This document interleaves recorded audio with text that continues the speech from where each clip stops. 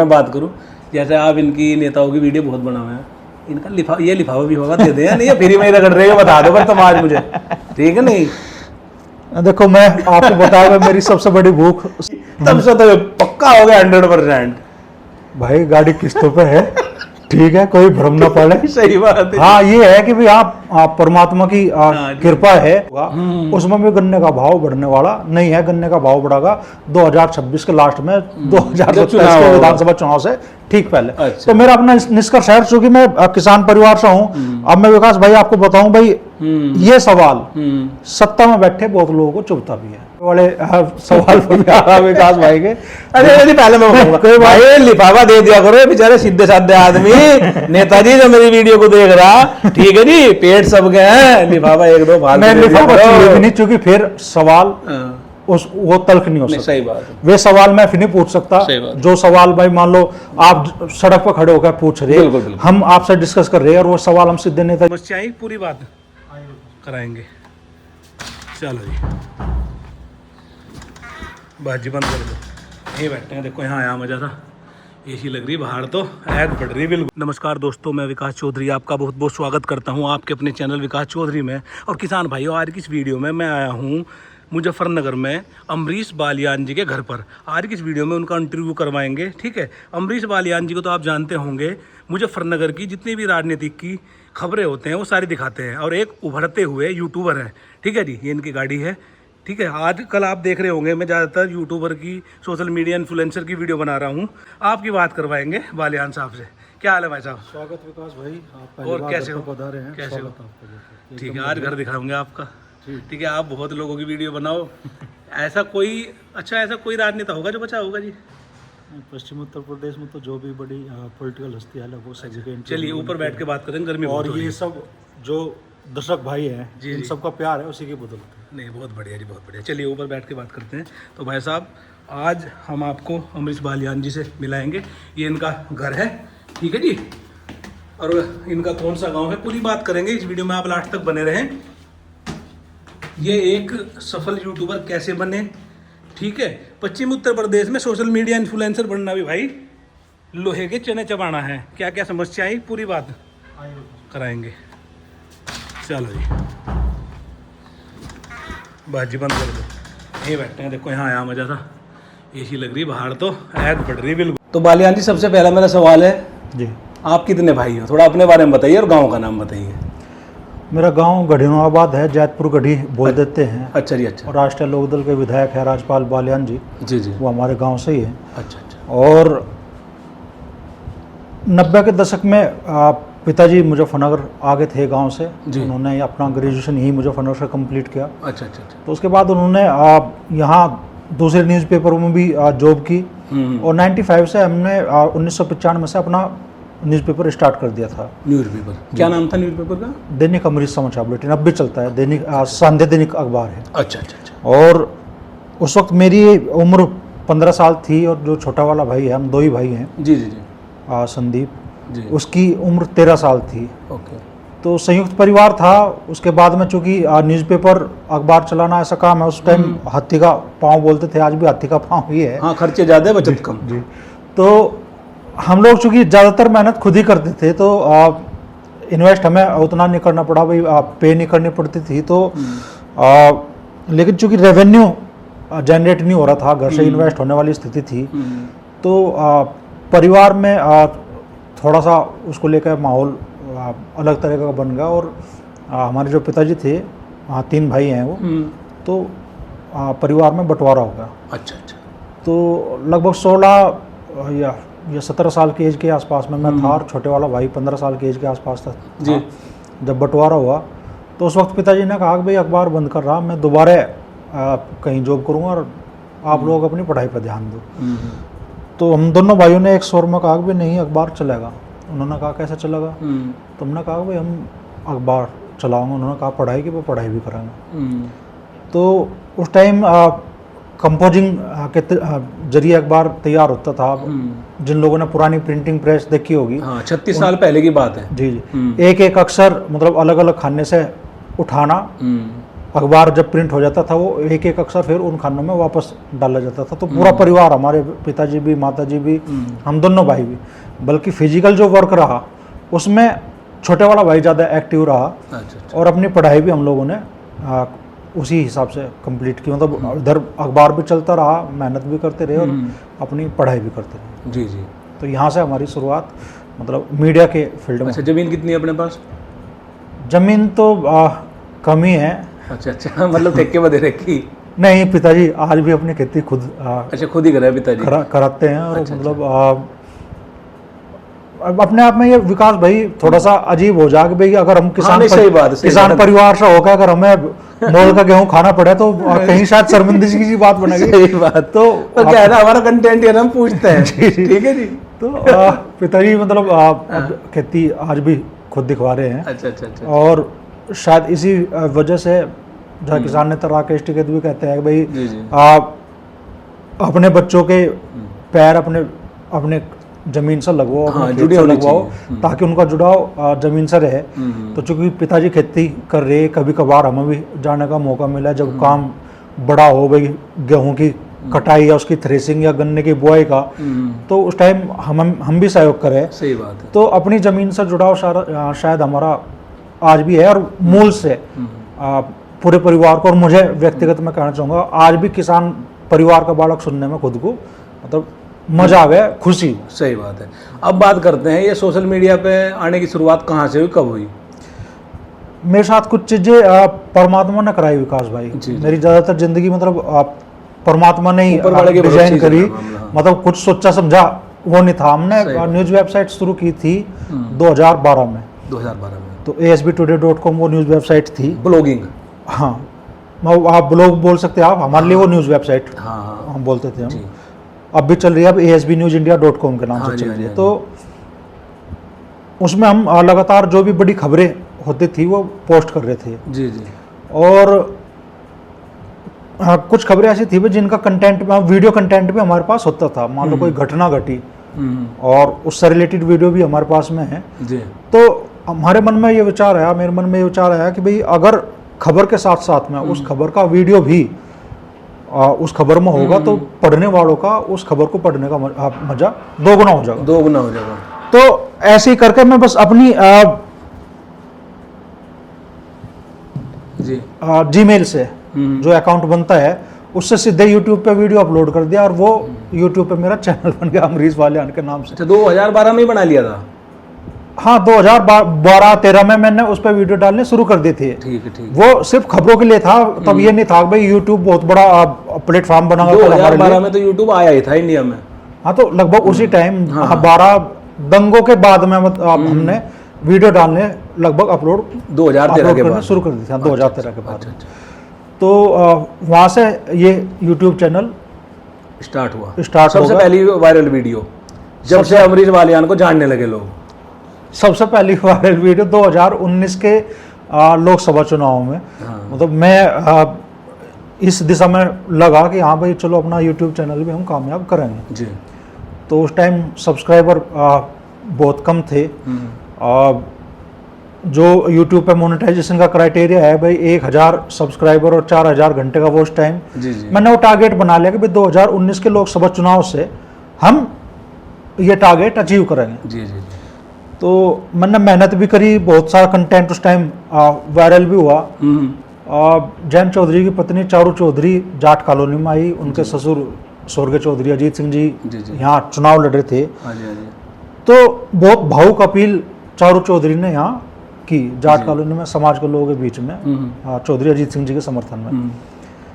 मैं वो पूरा वीडियो रिकॉर्ड किया और बहुत बढ़िया हिसाब से मतलब अपने चैनल पे वो वीडियो मैंने अपलोड करा।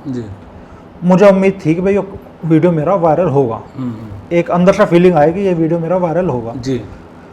लेकिन उस पर 1000-1500 तक जाकर उसकी रीच रुक गई। अच्छा, एक बात हो रही है जी, आपकी बात रोक के कहूँ, जिस वीडियो में आप ये सोचोगे पूरी जी जान लगा दोगे, सड़ी वाली वीडियो नहीं चलती। होता है ऐसा, ये हकीकत है जी। लेकिन 2019 का चुनाव खत्म होगा और वोटिंग खत्म होगी। वोटिंग खत्म होने के करीब 15 दिन बाद वो वीडियो तेजी से वायरल होना शुरू हुआ। और वो मेरे अब तक सबसे ज़्यादा चलने वाले वीडियो में से एक है। तो उसने मेरा जो सब्सक्राइबर का क्राइटेरिया था वो भी पूरा कर दिया, और उसने मेरे जो वॉच टाइम था वो टारगेट भी पूरा कर दिया। जी जी जी। तो मेरा चैनल हो गया मोनेटाइज। अच्छा। उसके बाद भाई मन में आ गया भाई अब तो चैनल मोनेटाइज हो गया, अब तो पैसे छंपेंगे, अब तो अंग्रेजों को लुटेंगे। तो हमने पूरी मेहनत करी, मैंने उस पर 18 महीने तक मेहनत करी अगले। अच्छा अच्छा। और 18 महीने में मेरे 18 ही डॉलर बने।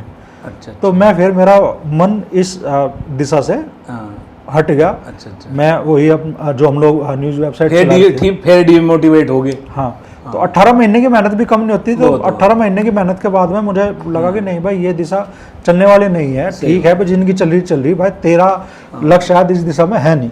तो मैंने उस पर ज़्यादा विशेष काम करना बंद कर दिया। मैं फिर न्यूज़ वेबसाइट पे हम लोगों ने मेहनत करी, और ईश्वर ने हमें बहुत नाम दिया। और दैनिक अमृत समाचार बुलेटिन का अगर आप फेसबुक पेज आप देखोगे आज भी, तो पश्चिमी उत्तर प्रदेश में ये अमर उजाला, जागरण और हिंदुस्तान के बाद में किसी भी अखबार का सबसे बड़ा फेसबुक पेज है। करीब 6 लाख लोग उससे जुड़े हुए हैं। वो हमारी तब की मेहनत है। बहुत बढ़िया जी, बहुत बढ़िया।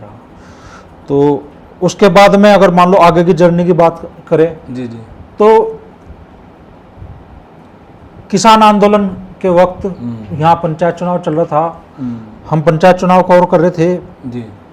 ऐड का एक जरिया था पंचायत चुनाव, और भाई रेवेन्यू ठीक ठाक आ रहा था। उसी बीच में किसान आंदोलन शुरू हुआ।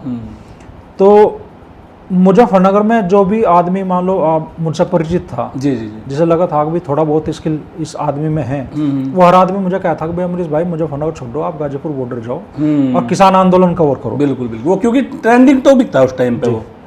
तो मेरे मन में बात नहीं बैठी, मैं सही बात, मतलब मना किसी को नहीं करी। हाँ भाई जाओगे, कवर करेंगे, और सबको भरोसा दिया, लेकिन मतलब मेरा मन उधर जाने का सही बात नहीं बना। अब विकास भाई, कुछ चीज़ें परमात्मा आपको संकेत देता है। बिल्कुल बिल्कुल। तो मैं एक दिन शिव चौक पे अपने जूते पॉलिश करा रहा था, तो जो मोची थे, ठीक एज थी उनकी, वो अचानक से बोले मोदी जी मान क्यों नहीं रही। मैंने कहा चाचा क्या कह रहे हो। कहना है भाई ये किसान इतने टाइम से धूप में, धूल में, बारिश में वहाँ बैठे बॉर्डर पे, दिल्ली के बॉर्डर पे, और मोदी जी मान नहीं रहे, इतने दिनों पर भगवान भी मान जा। तो विकास भाई शब्द वे कह रहे थे, लेकिन ऐसा मुझे ऐसा लग रहा था भी जैसे पानी मेरे ऊपर पड़ रहा हो। सही बात है। मुझे बहुत शर्मिंदगी खुद पे महसूस हुई है। महसूस इसलिए हुई कि भाई वे मोची थे, उनका काम कुछ और था, किसान खेती किसानी से शायद उनका कोई दूर दूर तक संपर्क ना हो। जी जी जी। लेकिन उस आदमी के मन में भी किसान के प्रति दर्द था, और मुझे ये मतलब शर्मिंदगी मेरे लिए इस वजह से बन गई। मैंने खुद को कहा भाई हम किसान परिवार के बालक, हम तो इस बारे में सोच नहीं रहे, और भाई जिसका इस प्रोफेशन से कोई मतलब नहीं है, खेती किसानी से कोई मतलब नहीं है, उसके मन में भी किसान के लिए दर्द है। तो मैं फिर गाजीपुर बॉर्डर कूच कर गया 1-2 दिन बाद ही, और वहाँ से परमात्मा ने जो पहचान मुझे दी, वो मतलब मेरी जिंदगी का जो हर आदमी की ख्वाहिश हो, जब आदमी की समझ पैदा बनती है, तो हर आदमी अलग अलग टारगेट अपने लिए तय करे। कोई पैसे का टारगेट तय करे, कोई संपत्ति का टारगेट तय करे, कोई सम्मान का टारगेट तय करे। तो मेरे लिए मतलब सम्मान हमेशा से बड़ी चीज रही। सही बात कि भाई मैं लोगों के बीच में जाऊं तो लोग मुझे प्यार से, सम्मान से, इज्जत दे कर बात करें। तो सम्मान की भूख मेरी सबसे बड़ी भूख रही। बिल्कुल। तो परमात्मा ने किसान आंदोलन के जरिए मेरी वो भूख मतलब शांत करी। आपकी जानकारी के लिए मैं बताऊं अमरीश जी, किसान आंदोलन में बहुत लोगों को मतलब यूट्यूबर बनाया है किसान आंदोलन ने। जी जी। सबसे पहला नाम अजीत अंजुम जी, आप तो जानते हैं, वहीं से स्टार्ट किया, और आज देख लो कितना बड़ा न्यूज चैनल है भाई। आप हो, 1-2 नेता भी बने, पूनम पंडित वहीं की देन है। अजीत अंजुम जी चूंकि पहले से ही नेशनल मीडिया का चेहरा थे, तो उन्हें मतलब जब वो अपनी जॉब छोड़कर इस फील्ड में वहां से बुश मिला, तो एक बुश मिला उन्हें, चूंकि बड़ा चेहरा था पत्रकारिता का। और किसान आंदोलन उन्होंने कवर किया। तो मैंने महसूस किया भाई पश्चिमी उत्तर प्रदेश में तो किसान परिवार का बालक बालक तक अजीत अंजुम जी को जान रहा है, उनका नाम पहचान रहा है। और इस मूवमेंट से हमारा भी एक आधार तय हुआ, पश्चिम उत्तर प्रदेश में तो नहीं लेकिन मुजफ्फरनगर में और आसपास के जिलों में भी मुझे लगा कि भाई हाँ ठीक ठाक लोग जानने लगे, पहचानने लगे और लोगों का प्यार मुझे अमरीश भाई प्यार तो आपको बहुत मिल रहा है, सम्मान भी, पर देखो भूख के पेट भजन नहीं होता, कमाई ठीक ठाक चल रही है नहीं, ये बता दो। अच्छा सीधी सी भाषा में बात करूं, जैसे आप इनकी नेताओं की वीडियो बहुत बना हुआ है, इनका लिफाफा भी होगा दे दें, नहीं ये फ्री में ही रगड़ रहे हो, बता दो पर तुम आज मुझे, ठीक है नहीं।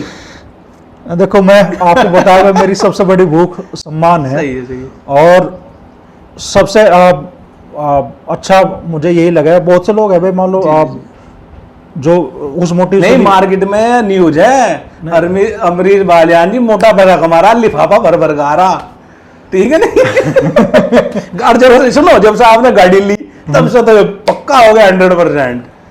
भाई गाड़ी किस्तों पे है, ठीक है, कोई भ्रम ना पड़े। सही बात है। हाँ ये है कि भाई आप परमात्मा की कृपा है, आप लोगों का प्यार है कि भाई मान लो ये मेरी हैसियत से बाहर की गाड़ी थी, बिल्कुल, लेकिन चूंकि भविष्य की स्थिति में देख रहा हूं भाई मुझे कितनी भाग दौड़ करनी है, हाँ, उसके लिए गाड़ी ये जरूरत है।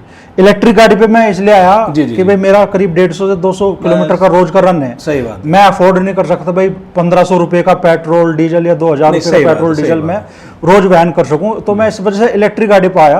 और कोई भाई भ्रम ना पड़े भाई, किस्तों पर गाड़ी, मेरी भी किस्तों पे ही है, ऐसा नहीं कहना भाई आप बहुत बड़ी पूंजी किसी नेता ने मुझे दे दी, ठीक है, और उससे मेरी जिंदगी चल रही। सही बात। जिंदगी मैं आपको पहले भी बताया और अब भी बता रहा कि भाई मेरी जिंदगी की सबसे बड़ी भूख है मान सम्मान, और कोई टैग आज तक नहीं लगा सकता। चलिए यूट्यूब पर तो मैं अभी परमात्मा ने मुझे पहचान दी, 95 से अखबार शुरू हुआ, 2004 से मैं प्रॉपर पत्रकारिता में एक्टिव हो गया। जी जी जी। पूर्णकालिक मैंने सोच लिया कि अब मुझे कामयाब करना, तो अपना यही इसी प्रोफेशन में मुझे अपनी जिंदगी बनानी। और 2004 से आज 2025 21 साल में अगर कोई शख्स मुझे ये कह दे या कोई आरोप सिद्ध कर दे कि भाई कहीं से कोई चोरी जारी दलाली का, तो साहब मैं ये प्रोफेशन आज ही छोड़ दूंगा। बिल्कुल बिल्कुल सही बात। ठीक है, किसी के प्रभाव में किसी की छवि को डाउन करना नहीं, सही बात, ये अमरीश बालियान ने आज तक नहीं सीखा। बिल्कुल। और लाखों लोगों का सपोर्ट प्यार जो हमें मिल रहा है वो अपने आप में वो ताकत देता है कि हम बड़े से बड़े नेता से गंभीर से गंभीर सवाल, चुभने वाला सवाल भी पूछ पाते हैं। अच्छा। और अगर लिफाफे आने लगे विकास भाई, सही बात है, तो भाई साहब सवालों की धार उतनी तेज नहीं रह सकती, फिर तो इसकी हो जाएगी। फिर हमें तो ये सोचना पड़ा यार सामने वाले की छवि बचानी है हमें, तो फिर कैसे सवाल में कर नहीं सकता। बिल्कुल सही। तो भाई लिफाफा अगर किसी के मन में है तो निकाल दो पूरी तरीके से, ठीक है, आज ही निकाल दियो। बिल्कुल बिल्कुल ठीक है जी। अच्छा, सबसे टफ नेता जिसको समझाने में बड़ा टाइम लगता है इंटरव्यू में? नहीं, मैं अगर आज तक तो किसी का इंटरव्यू अगर मैंने किया तो ठीक है, मेरे मन में एक टॉपिक रहा कि साहब इस टॉपिक पर मुझे आपका इंटरव्यू करना। लेकिन इस जिले में नेता भी इतने पक्के हैं कि भाई किसी नेता ने मुझे आज तक शायद ये कहा हो कि नहीं अमरीश भाई सारे सवाल पहले बता दो आप। अच्छा, कोई नहीं कहता जो, मतलब ऐसा नहीं होता कि भाई मान लो आप इंटरव्यू लेने में भाई मान लो एक कंफर्ट जोन में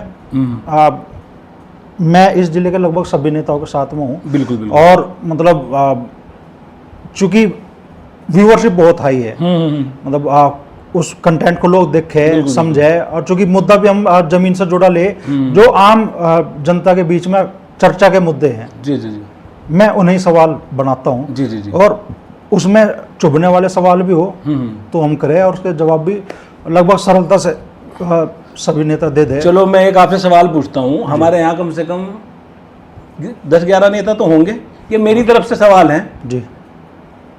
भाई हमें, हमारे किसानों को और हमें इलाहाबाद जाना पड़ता है, और हमारे यहाँ के बहुत नेता हैं जो नेताजी देख रहे हैं वो भी मेरी बात ध्यान से सुने। इलाहाबाद की जो दूरी से मेरठ में हाई कोर्ट बेंच कब तक आएगी, और ये क्यों नहीं ला पा रहे, थोड़ा सा आपको पता होगा? जहाँ तक मैंने भाई लगभग सभी बड़े नेताओं से इस बारे में चर्चा करी, जी जी जी, तो सभी लोग चाहते हैं कि भाई वेस्ट यूपी में हाई कोर्ट बेंच आए। बिल्कुल। लेकिन उसमें सबसे बड़ी जो दिक्कत मानते हैं, या जो मुझे भी समझ में आया अलग अलग लोगों से चर्चा करके, जी जी, अधिवक्ताओं से भी चर्चा करके, उसमें सबसे बड़ी अड़चन है पूर्व के अधिवक्तागण। अच्छा। चूंकि वेस्ट यूपी से बहुत बढ़िया रेवेन्यू जी जी जाता है, अपने मुकदमे लड़ने के लिए हमारे यहाँ के लोगों को भाई लखनऊ या इलाहाबाद तक की दौड़ लगानी पड़ती है, तो जी जी जी, उधर के अधिवक्ताओं का बहुत बड़ा रेवेन्यू यहाँ से जनरेट हो रहा है, तो वो नहीं और चाहते। उनके बीच में यूनिटी है। जी जी जी। दूसरी बात यह भी है कि भाई जिस दिन पश्चिमी उत्तर प्रदेश के लोग सड़क पर आ जाएंगे इस मुद्दे को लेकर, उसी दिन हो जाएगा मामला। उसी दिन मामला हल हो जाएगा, क्योंकि पॉलिटिकल मजबूरी बन जाएगी। जी जी।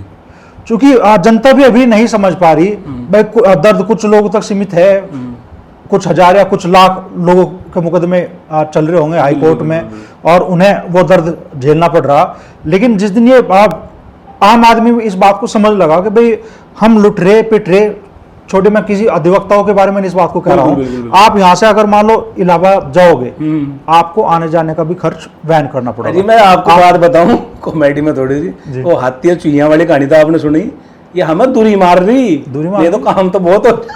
आप समझिए दूरी बहुत है।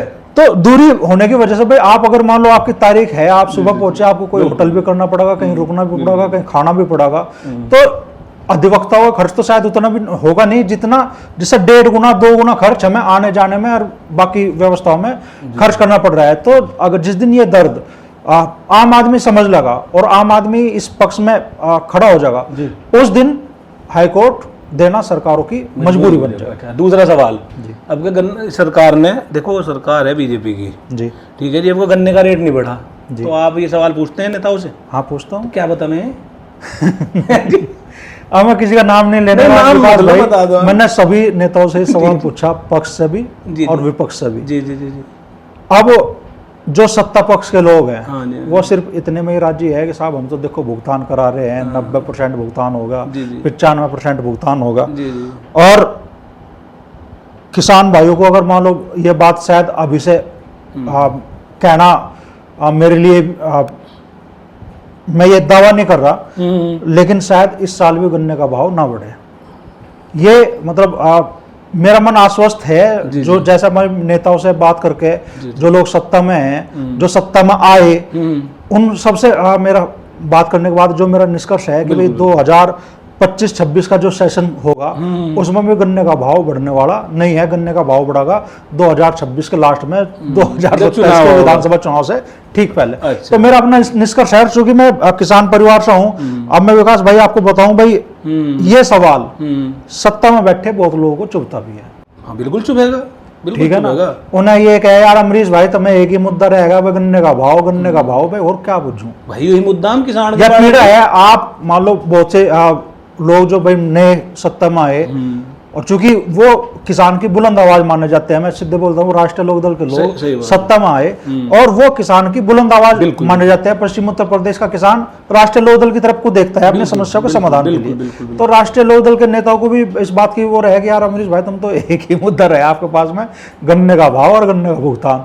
तो मुझे ऐसा लगा है जी, जमीन का मुद्दा है, मैं पूछना बंद नहीं कर ना किया और ना करूंगा। मुझे तो ऐसा लगा है कह दो, पर इनकी चलती नहीं विचारोगी, कह दो वो भाई मान लो सत्ता में साझेदार हैं, और चलो भाई राष्ट्रीय लोकदल अगर सत्ता में ना हो तो भी सरकार का भाव बढ़ा रही थी। जी जी जी। ऐसा नहीं था, मतलब जब सरकार की मंशा नहीं है भाव बढ़ाने की, तो फिर राष्ट्रीय लोकदल के लोगों ने कहीं ना कहीं ये बात सच होगी। हमारे बड़े क्या कर रहे थे, बीजेपी जो सरकार है वो किसानों की है ही नहीं, हकीकत बात तो यह है।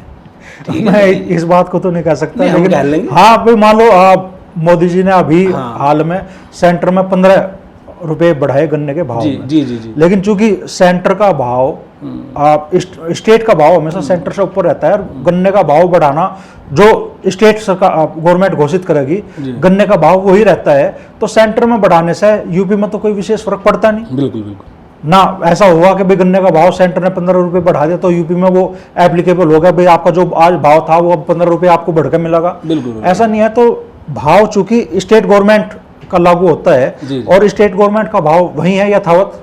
वो हम देख रहे हैं कि जब भी चुनाव होगा तभी सरकारें उसे बढ़ाओगी। एक बात तो बताओ, सोने का भाव 30,000 रुपये बढ़ गया, बताओ।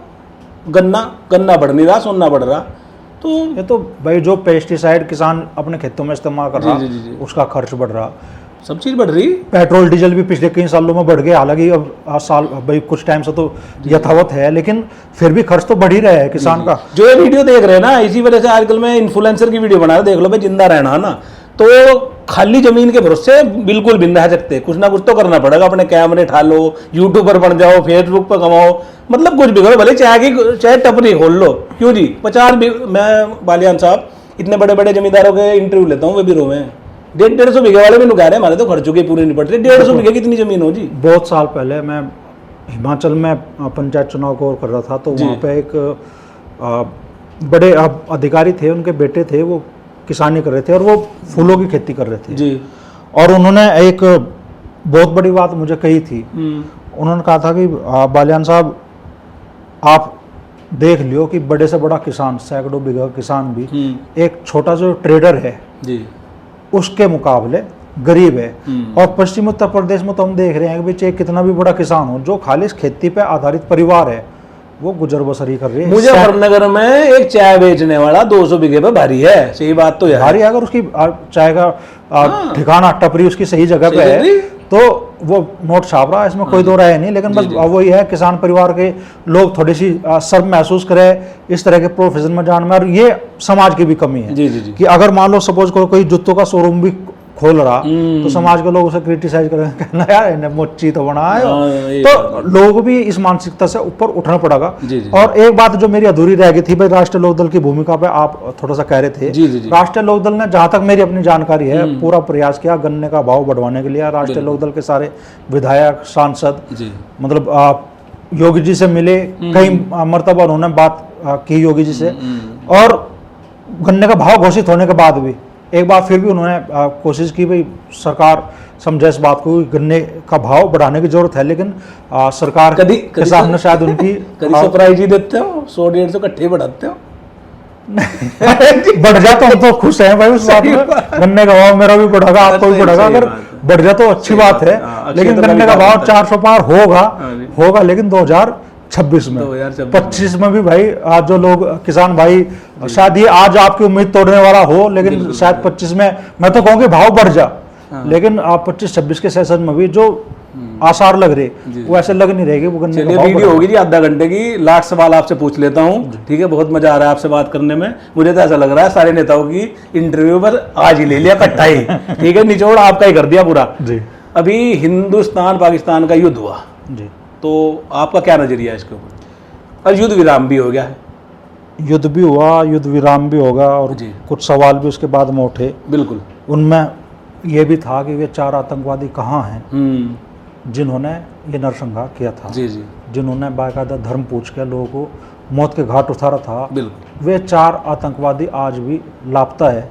और जिस वक्त मान लो सरकार, हम तो अपनी सरकार पर ही भरोसा करेंगे, हम अपने प्रधानमंत्री भी भरोसा करेंगे, और सबसे ज्यादा भरोसा करेंगे हम अपनी सेनाओं पे। बिल्कुल। सेनाओं ने पूरा युद्ध कौशल भी दिखाया, सेनाओं ने 9 आतंकी ठिकाने तबाह भी करे, और दावा भी है कि भाई सैकड़ों आतंकवादी मारे गए। आप प्लस में थे जिस हिसाब से सीज फायर हुआ, और सीज फायर के बाद भी पाकिस्तान ने गोलाबारी करी, वो दिखा रहा है पाकिस्तान को घुटनों में लाने में जितनी भाई मान लो शायद कुछ दिन और युद्ध चलता तो पाकिस्तान घुटनों पर आता, देश का सम्मान और बढ़ता। जिस तरीके से सीज फायर हुआ, मतलब वो फैसला लोगों को रास नहीं। यार मुझे भी मतलब उस फैसले को, ठीक है युद्ध समाधान नहीं है, शांति समाधान है, लेकिन एक वक्त होता है जब आपको अपना मान सम्मान बचाने के लिए लड़ना ही पड़ता है। और अभी शायद वक्त पाकिस्तान को और ज्यादा सबक सिखाने का था, मेरी तो अपनी ये राय। हमें तो ये पता लगा कोई यूएस से बाबा का ट्वीट आया, और उस ट्वीट के आते सब कुछ बदल गया। भाई हम तो देख रहे सोशल मीडिया पे ट्रम्प साहब के ऐसे फोटो वीडियो पिछले दिनों से आ रहे कि भाई पश्चिम का चौधरी ये बने दुनिया के नए, अगर मान लो दुनिया में कहीं युद्ध होगा तो वह समझौते के लिए या शांति प्रस्ताव के लिए ट्रम्प साहब से संपर्क करें। लेकिन देश हमारा है, मजबूत है, हमारा नेतृत्व भी मजबूत है। और ट्रम्प साहब ने, मान लो भाई ट्रम्प साहब ने एक ट्वीट करा और सीज फायर हुआ, तो कहीं ना कहीं मतलब देश की छवि पे उसका कुछ ना कुछ असर पड़ा है, मैं ये मानता हूँ। और मतलब उसके बाद भी लगातार अटेम्प्ट करते रहे कि साहब हमने दोनों देशों को कहा, हमने भारत से भी कहा, हमने पाकिस्तान से भी कहा कि आप भाई मान लो शांति समझौता कर लो, सीज फायर कर लो, नहीं तो हम व्यापार बंद कर देंगे। देश के सम्मान से बड़ा व्यापार नहीं होता। सही बात है। और ट्रम्प साहब, हम लोग देश के लिए जान दे देंगे, हम आपके इशारे पर काम नहीं करने के। सही बात है। हमारी सरकार जो फैसला लेगी उस फैसले के हम पूरी तरीके से साथ है, लेकिन देश की चौधराहट हम किसी दूसरे देश के शासक को के हाथ में या वो उसके फैसले यहाँ पर लागू हो, ऐसा मतलब भारतीयों को मंजूर नहीं होगा। ये मैं शर्तिया कह सकता हूँ। बिल्कुल। चलिए भाई साहब, आपने अपना कीमती समय दिया, इसके लिए आपका बहुत बहुत धन्यवाद। धन्यवाद विकास भाई, आप भी आए। और भाई बड़ी बड़ी कोठियाँ, बड़ी बड़ी हवेलियाँ, बड़े बड़े महल विकास भाई आपको दिखावे। आज आपके भाई के निवास पर भी है, छोटा सा निवास है। और शायद दिखाने के लिए विकास भाई के पास कुछ नहीं था भाई, 40 कमरे हैं, ये बड़े बड़े शतीर है भाई। और भाई मान लो सन 56 की बनी हवेली है, अपनी मेहनत से बना निवास है। और टुकड़ों में ये मकान बना, ठीक है। कभी एक कमरा, उसके आगे भाई मान लो रसोई, उसके आगे एक टीन, यहाँ से शुरुआत हुई, फिर दूसरा बना, फिर तीसरा बना। जिंदगी हमारी मेहनत पे ही चली। बिल्कुल। और चूंकि परमात्मा, मैं आपको दोबारा कह रहा हूँ विकास भाई, परमात्मा ने मेरा जो मेन टारगेट था सम्मान का, वो मुझे दिलाया। और इसके लिए मैं परमात्मा को भी आभारी हूँ। और आभारी हमारे विकास भाई आप सब दर्शकों के भी हैं, चूंकि हम खेती किसानी परिवार से निकले हैं। हमारा कोई प्रोफेशन ये नहीं था, हम ऐसा भी नहीं था कि भाई कोई गॉड फादर हमारे थे जो हमें बढ़ा सकते। हमने 10-10 पूरी करी, 55 रुपए में गोले बेचे, बुग्गी ढोई। तो मतलब आप दर्शकों का जो प्यार है वो आज हमें समाज में सम्मान दिला रहा, प्रतिष्ठा दिला रहा। निश्चित तौर पर कुछ कमियां हमारी रहती होंगी, आप लोग कमेंट सेक्शन में हमारी उन कमियों की तरफ भी ध्यान दिलावे। और जो प्यार आप लोगों को हमें मिल रहा है, दोनों भाइयों को, विकास भाई को, मुझे भी और हमारे और साथियों को भी, वो प्यार आप बरकरार रखें। चूंकि हम किसी अडानी के घर से नहीं है, हम किसी अंबानी के घर से नहीं है, हमारे बड़े बड़े स्टूडियो नहीं है। विकास भाई तो आज दफ्तर पे होगा है, तो अपना एक कांच की मेज पड़ी, उसके पीछे भाई मान लो एक कुर्सी गिर रखी, उस पर अपना मतलब ठीक है, सम्मान से अपना काम चला रहे, किसी के आगे हाथ भी नहीं फैला रहे। और एक बार फिर से वो लिफाफे वाले सवाल पर भी आ रहा विकास भाई के। अरे पहले मैं भाई लिफाफा दे दिया करो, बेचारे सीधे साधे आदमी। नेताजी जो मेरी वीडियो को देख रहा, ठीक है जी, पेट सब गए हैं, लिफाफा एक दो मैं लिफाफा चाहिए भी नहीं, क्योंकि फिर सवाल वो तल्ख नहीं हो सकता। सही बात है। वे सवाल मैं फिर नहीं पूछ सकता जो सवाल भाई मान लो आप सड़क पर खड़े होकर पूछ रहे, हम आपसे डिस्कस कर रहे हैं, और वो सवाल हम सीधे नेताजी से जाकर पूछ रहे, किसी भी नेताजी से, तो वे सवाल नहीं पूछ सकता अगर लिफाफे लेने लगा। तो आप लोग जो प्यार दे रहे, जो सम्मान दे रहे, वही सबसे बड़ी पूंजी है।